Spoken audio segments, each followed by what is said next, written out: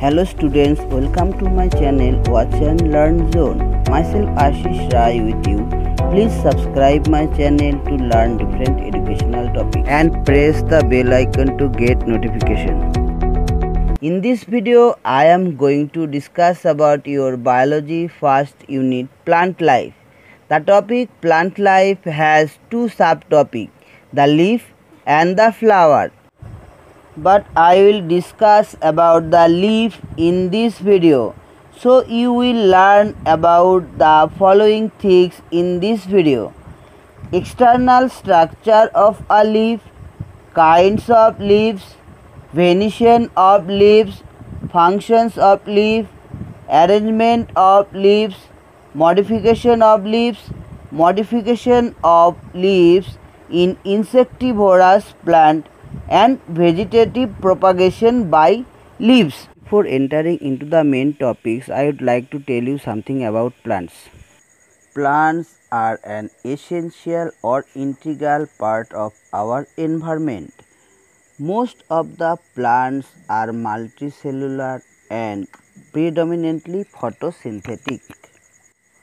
All the forms of life on earth is directly or indirectly dependent on plants.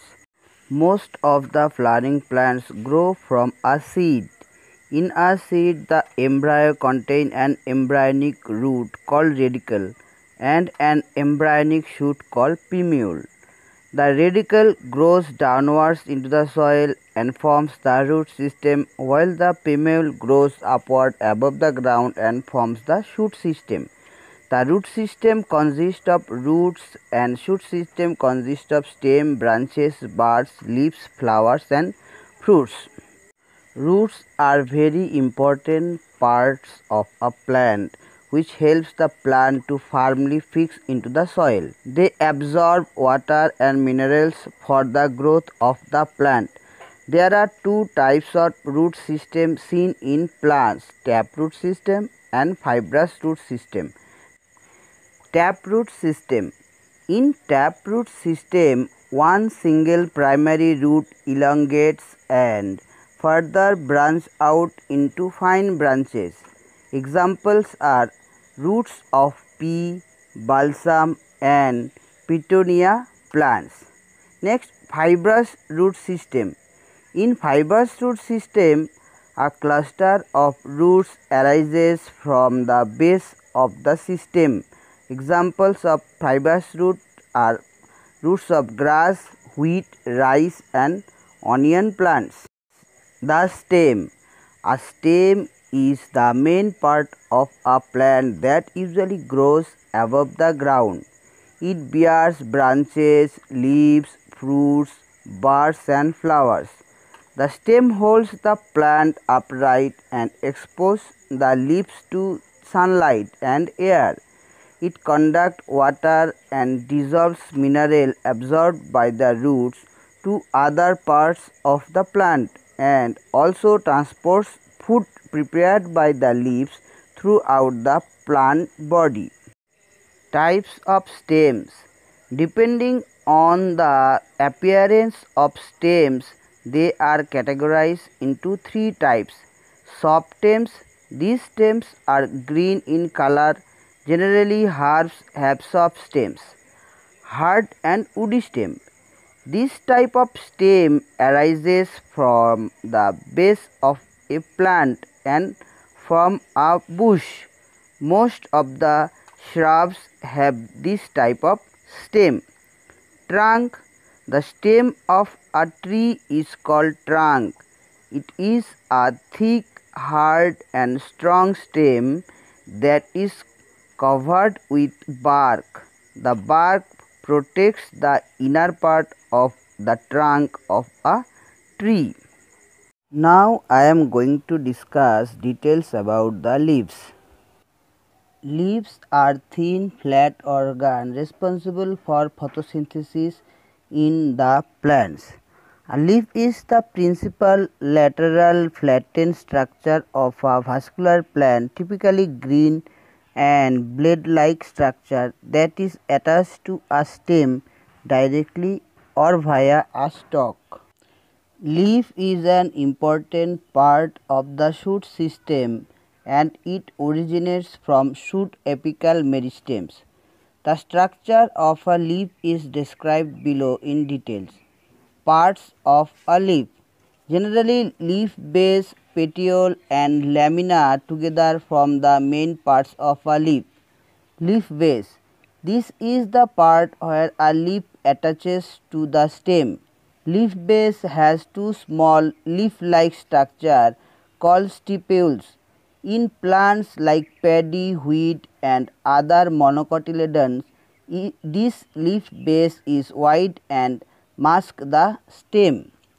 Petiole. Petiole is the long thin stalk that links the leaf blade to the stem. Lamina, also known as leaf blade, it is the green flat surface of the leaves. It consists of a small branched vein and veinlets. The vein that runs along the middle of the lamina is called midrib. Midrib divides the surface of the lamina into two parts. These veins and veinlets give rigidity to the leaf blade and help in the transport of water and other substances. Kinds of leaves. There are two broad categories of leaves, simple and compound, which are further classified into different groups based on their shape, size, their arrangements on the stem, leaves of flowering and non-flowering plants, and various other physical attributes. The two different types of leaves found in a plant are simple leaf and compound leaf. Simple leaf. When a single lamina is connected to the main stem by a petiole, the leaf is said to be simple. A simple leaf may be incised to any depth but not down to the midrib or petiole. For example, guava leaves. Compound leaf. A compound leaf is a leaf made up of two or more leaflets. In a compound leaf, the midrib of the leaf is branched into different leaflets and is connected by a single petiole. Pea, palm leaves are the examples of compound leaves. The compound leaves are further subdivided into following types: unifoliate, bifoliate, trifoliate, quadrifoliate and multifoliate. Unifoliate, these type of leaves have only one leaflet, for example citrus leaf. Bifoliate leaves, these leaves have two leaflets. Examples of this type of leaves is balanites. Trifoliate leaves, these leaves have three leaflets emerging from the same point. Oxalis is the examples of this kind of trifoliate leaves. Quadrifoliate, these leaves have four leaflets arising from the same point. Examples of quadrifoliate leaves is Marsilia leaves. Multifoliate, this type of leaf has many leaflets arising at a common point. Example of this type of leaves is Bombax leaves. Now venation. Venation is defined as the arrangement of veins and the veinlets in the leaves. Different plants show different types of venation. Generally, there are two types of venation: reticulate venation and parallel venation. Reticulate venation. In a reticulate venation, the veinlets are randomly arranged and form a complex network of veinlets. Examples of reticulate venations is dicotyledonous plants like rose plant, guava plant, etc. Parallel venation. In a parallel venation, the veinlets run parallel to each other. Monocotyledonous plants have leaves with parallel venation.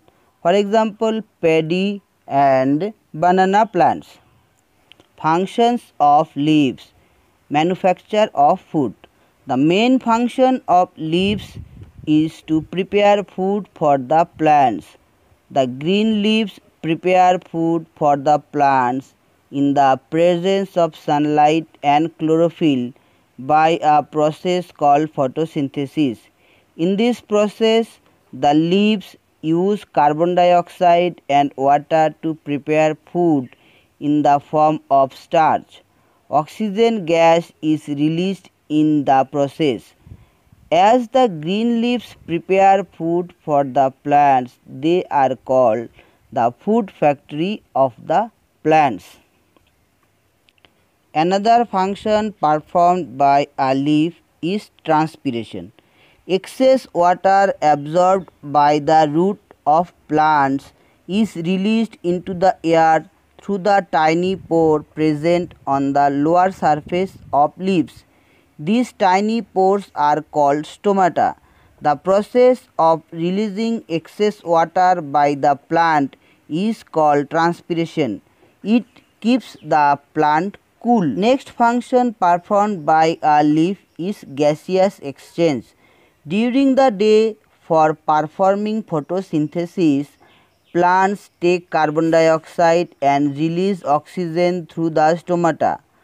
Plants, like other living organisms, respire continuously day and night. In the process of respiration, they take oxygen and release carbon dioxide through the stomata. During the day, as a result of photosynthesis, the oxygen gas released by the plants is used by other living organisms for their respiration. As a result of respiration, the plant releases carbon dioxide, which is poisonous in nature. Therefore, it is advisable not to sleep under the tree at night. Modification of leaves. We know leaves are specialized to perform photosynthesis. In addition, they also have other significant roles to play, such as support, storage of food, defense, etc. For each of these functions, they have been modified into different forms. For example, tendrils of peas, spines of cacti, onion bulb, leaves of insectivorous plants, etc. are different modified leaves. Let us have a detailed look at some of the modification of leaves. Storage leaves. The xerophytic plants and plants belonging to the Crassulaceae family have thick and succulent leaves that store water in their tissues. The parenchymatous cells of these leaves have large vacuoles filled with hydrophilic colloids. This modification helps the plant to resist desiccation. Leaf tendrils. In many weak-stemmed plants, the whole leaf or a part of leaf gets modified into thin thread-like coil structures called leaf tendrils. The tendrils provide suitable support in climbing of the weak stems. They stretch out and coil around any suitable support to help the plant in climbing. For example, the upper leaflets of Pisum sativum gets modified into tendrils. Leaf spines. A few plants have their leaves modified into needle-like structures known as spines. The spines act as defensive structures. They also reduce water loss due to transpiration. The leaf spines also protect the plants from the grazing animals like goat and sheep. Scale leaves. Scale leaves are thin and dry structures which are usually brownish in color or colorless. They take up the function of protecting the axillary bud as in ginger. In onion, they store food prepared by the plants and become thick and fleshy. Examples of some modified insectivorous plants are as follows. Pitcher plant. In the pitcher plant, the lamina of the leaf is modified into a trapping device called pitcher. The leaf apex from the lid of the pitcher and petiole coils like a tendril. As soon as the insect enters the pitcher, the lid closes and insect get trapped and digested by the juice secreted at the bottom of the pitcher. Venus flytrap. In this plant, the edges of the leaves have long pointed hairs. The lamina of the leaf is divided into two parts, having a midrib in between like a hinge. When an insect visits the plant, the leaf suddenly closes and the insect gets trapped and digested by the juice secreted by the leaf. Bladder rod. The leaves of the bladder rod are highly segmented. Some segment from bladder-like structures. When an insect enters through the opening, it gets trapped. The inner wall is provided with digestive glands, which helps in digesting the trapped insect. These types of plants are found in water. Arrangement of leaves. The arrangement of leaves on a stem is known as phyllotaxy. Leaves can be classified as alternate leaf arrangement, opposite leaf arrangement, whole leaf arrangement. In alternate arrangement, plants have only one leaf per node. In opposite leaf arrangement, two leaves connect at a node, and in whole arrangement, three or more leaves connected a node. Vegetative propagation in leaves. In some plants, a new plant can be developed from the vegetative parts like root, stem or leaves.